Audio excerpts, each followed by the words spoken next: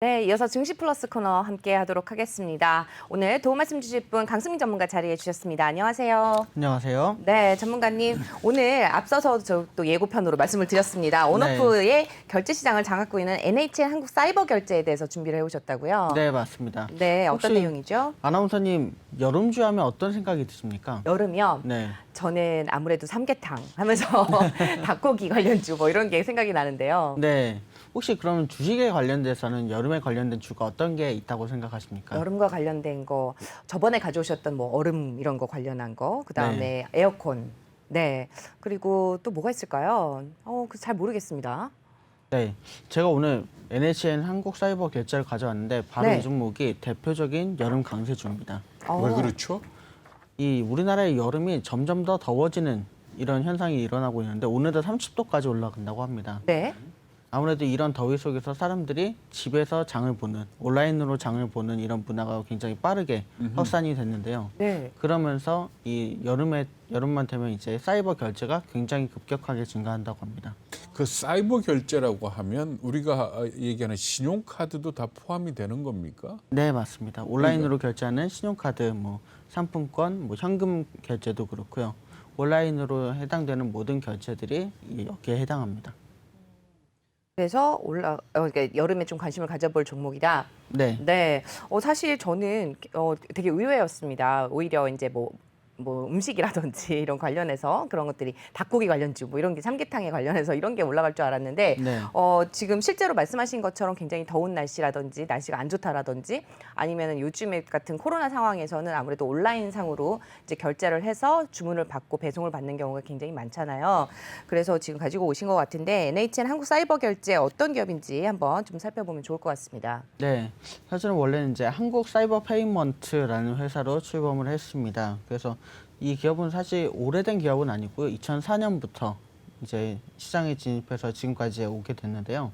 이 회사 소개에서 이제 간단히 보면 이 회사는 최초로 온 오프라인 결제 시장을 모두 도입을 하면서 시장을 선도해 나가고 있다. 이렇게 자신들의 회사를 소개하고 있습니다. 그만큼 지금 온 오프라인 시장을 한꺼번에 가져가고 있는 그런 회사는 별로 없다고 보이고요. 네. 이 회사에서 아무래도 첫 번째로 이 시장에 진입한 만큼 굉장히 높은 점유율을 보여주고 있습니다. 사실은 뭐 요새 이제 키오스크 오프라인 매장에서 굉장히 네네. 많이 사용을 하고요. 뭐 온라인으로 결제하시는 분들은 많이 들어보셨겠지만 뭐 페이코라든지 네. 이런 서비스들이 이 회사에서 운영을 하고 있는 서비스입니다. 이런 회사를 PG사라 그러죠? PG. 네, PG사도 있고 네. 사실은 벤사도 있습니다. 벤. 예, 네. 예. 그래서 이 이제 사실은 오프라인에서 주로 하는 회사들을 벤사들이라고 하고요. 예. 온라인으로 하는 회사들을 PG사라고 합니다. 최근 들어서 외국인이 굉장히 많이 산 것 같아요. NHN 한국 네, 사이버 결제. 지금 보면은 사실 오늘 장 시작 초만 하더라도 좀 파란불을 켜고 있어서 제가 오늘은 처음으로 조금 떨어지고 있는 상황이네요라고 생각을 하고 있었습니다. 근데 네. 그 사이에 또 다시 반등을 해서 지금 빨간불을 켜고 있는데요. 지금 일단 어떤 뉴스와 호재들이 있는지 좀 하나씩 살펴보도록 할까요? 네. 첫 번째는 동남아 최대 이커머스 플랫폼 쇼피와 이제 전자상거래 계약을 맺었습니다. 사실은 우리나라에서도 가장 최대 그리고 가장 좋은 실적을 내고 있는데 이제는 동남아에서도 이런 실적을 가져가겠다 이런 것이 굉장히 전략적으로 좋은 서비스라고 보입니다. 그래서 여러 이미 뭐 페이먼트사에 들어가고 있지만 앞으로는 동남아에서 직구를 하거나 뭐 여러 가지 구매를 할 때도 이 구매 대행 서비스까지 모든 서비스를 이제 진출하겠다 이런 것으로 보입니다. 지금 네 일단 뉴스 NHN 쇼피와 전자상거래 진출을 협약을 하기로 했다라고 이제 얘기를 해주셨는데 네. 또 다른 이슈가 있다면은 지금 보니까 하반기에 성장을 할 수 있는 가능성이 되게 높은 데 비해서 저평가돼 있다 이런 기사도 있네요. 네, 맞습니다. 사실은 뭐 여름에 굉장히 계속 올라가는 모습도 보여줬지만 하반기에 굉장히 실적이 좋을 거라고 예상되는 게 우리 애플 서비스에 사실은 첫 번째로 이 가맹점을 등록을 했습니다. 사실 애플이 굉장히 이런 자기 회사와 계약을 맺는 회사들에서 까다로운 잣대를 들이대는 경우가 굉장히 많은데 이런 것 애플과 함께 이제 협업을 하게 됐다. 이거는 회사로서는 굉장히 좋은 성과라고 보이고요. 네. 이 뭐 이제 앞으로는 구글 플레이와도 함께 서비스를 계약할 예정이어서 사실은 굉장히 좋은 모멘텀이 있다고 볼 수가 있습니다. 많은 분들이 뭐 앱을 사기도 하지만 특히나 요새 같은 경우 핸드폰 게임을 결제하는 수요가 굉장히 많기 때문에 이런 부분에 있어서는 굉장히 호재라고 볼 수가 있겠습니다. 그러니까 핸드폰 결제든 신용카드 결제든 일단 이 회사를 거쳐서 결제가 된다 이렇게 보면 되는 거네요. 네, 맞습니다. 그러면 대표적으로 경쟁업체가 뭐가 있나요? 사실은 뭐 많이 들어보셨겠지만 KG 모빌리언스라든지 네. 네. 다날이라든지 네. 이런 회사들이 경쟁업체라고 꼽히고 있습니다. 근데 사실 주가가 너무 많이 오르지 않았나요? 왜 그런가 하면은 네. 그 팬데믹 오기 전에 2019년에 내가 아는 지인 한 분이 이 네. NHN 사이버 결제를 누가 추천을 해서 샀다. 나보고 전망이 어떠냐라고 말씀을 하시길래 내가 이 기업을 쭉 보면서 장차 장기적으로 참 괜찮을 것 같다. 그러니까 어쨌든 이 사이버 결제라는 게 뭐 대세니까 네. 그렇게 얘기했는데 그때 주가가 얼마였는가 하면 만 몇천 그랬나요? 원이었어요. 오. 아직 갖고 계시는지는 모르겠지만은 난 그리고 내 생각에는 장기적으로 한 2, 3만 원은 가겠구나 네, 라고 생각을 했는데 지금 지금 보니까 이게 6만 원대입니다. 6만 원까지 네. 가 있더라고요. 맞습니다. 그리고 퍼도 그래서 한번 뒤져봤더니 과거에 비해서 퍼가 너무 많이 올라갔다라는 느낌도 드는데 좀 많이 올라간 거 아닌가요? 네, 저도 그렇게 보이는 게 네. 있습니다. 근데 보면 또 매출액이라든지 영업이익, 또 순이익 이런 걸 봐도 사실은 기업은 탄탄해 보이기는 해요. 결국 굉장히 탄탄하고 사실은 뭐 굉장히 등락을 오가는 과정이 있지만 최고가는 지금 7만 원을 약간 넘는 선에 형성이 되어 있습니다. 네네. 네. 그렇기 때문에 제가 봤을 때는 7만 원 정도까지 이번에 올라갈 가능성이 굉장히 높다 보고 있고요. 네. 그렇게 본다면 앞으로 10,000원 정도는 더 수월하게 가져가실 수 있는 그런 기업이다. 이렇게 평가해 볼 수 있겠습니다. 네. 지금 일단 긍정적으로 평가를 좀 해주셨는데, 그러니까 뭐 계속해서 뭐 다날이라든지 이제 다른 경쟁업체도 말씀을 해주셨잖아요. 네. 근데 NHN 지금 사이버 결제, 한국 사이버 결제만이 뭐 더 좀 좋게 보시는 이유가 특별히 있을까요? 네, 가장 좋은 건 바로 뱅과 피지를 동시에 운영한다는 겁니다. 아, 앞서 말씀드린 두 개 회사들은 피지사만 운영을 하고 있거든요. 네네. 네. 근데 오프라인 매장도 운영을 하고 있고 이런 것들이 온 오프라인이 한꺼번에 이 회사에 가맹을 등록하게 되면서 사실은 굉장히 많은 이런 계약을 맺고 있습니다. 특히나 이제 소규모 업체들 같은 경우에는 카드사와 직접 계약을 하는 게 굉장히 어렵기 때문에 그렇죠. 그러니까 그게 피지 아닙니까? 네. 그죠? 페이먼트 게이트웨이 네, 네. 맞습니다. 가맹점, 네. 그러니까 네. 결제 가맹점이죠. 그렇죠. 네. 벤사 피지사를 꼭 거쳐야 되는데 네. 이 오프라인 매장에서도 벤사를 통하게 되고 온라인에는 피지 그리고 다시 또 벤을 한 번 더 거치게 되는데 이 여기서 굉장히 재밌는 게 온라인에서 피지와 벤을 두 번 거치게 되는데 이 피지와 벤을 따로따로 하다 보니까 다날과 KG 모빌리언스 같은 경우에는 한 번의 이익만 가져가는데 이 회사는 두 번의 이익을 다 가져가게 됩니다. 그래서 사실은 이 피지사에서 들어오는 것뿐만이 아니라 다른 피지사에서 들어온 이익도 상당 부분 다시 가져가는 2차적인 이익이 굉장히 많거든요. 네. 그래서 이 회사 같은 경우에 특히나 이제 뭐 극석이 우리 극한기 이럴 때 굉장히 좋은 호재를 보이고 있습니다. 원래 전문가님 가지고 오실 때 PBR 항상 1 언더로 가져오시잖아요. 맞습니다. 지금 PBR이 8이에요. 네. 이거 어떻게 된 건가요? 네, 오늘 같은 경우에는 굉장히 독특한 종목이라 네. 네, 가져오기에 전혀 상관없는. 네. 네, 전혀 상관이 없다. 저는 이렇게 평가를 해 봤습니다. 근데 아니 결국은 사실 이 업종은 좀 말하자면 우리가 일반적으로 아는 네. 뭐 이때까지 봐왔던 그런 업종이 아니기 때문에 주가가 얼마쯤 올라야지 이게 정상이냐라고 그러니까요. 네. 보기에 참 어려운데 네. 사실 그걸 따져볼 수 있는 거는 PER 퍼밖에 없지 않습니까? 맞습니다. 그렇게 봤을 때 지나치게 좀 빨리 높아지고 있는 거 아닌가 하는 좀 그런 우려는 든다고요. 네. 그래서 보시면 이제 해안선 그래프를 한번 보시겠습니다. 네, 네. 해안선 그래프 한번 보죠. 네.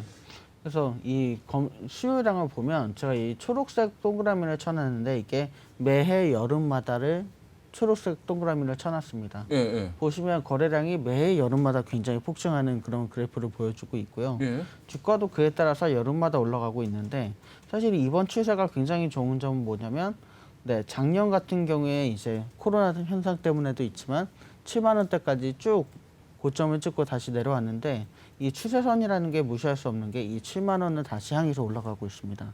그래서 이런 그래프 분석을 통해서 봤을 때 이 회사는 굉장히 좋은 모멘텀이 있다. 이렇게 평가할 수 있습니다. 그리고 네, 저도 이렇게 분석을 했지만 사실은 많은 회사들에서 이런 분석을 많이 내놨습니다. 증권사들 예상은 어느 정도인가요? 지금 보시면 6만 2천 원, 뭐 7만 5천 원, 6만 5천 원, 7만 3천 원 이렇게 쭉 있는데 사실은 이전 목표가들을 보시면 8만 원대에 형성이 되어 있습니다. 그러니까 증권사들에서도 굉장히 높은 금액을 잡았다가 이건 좀 높은가 하고 한 7만 원대 정도로 수정 주가를 내놨거든요. 네. 그래서 제가 볼 때는 증권사들에서 보는 만큼 저도 오를 수 있다고 보고 있습니다. 한 20%의 여력이 남아 있다라고 생각을 하시는 것 같은데요. 네.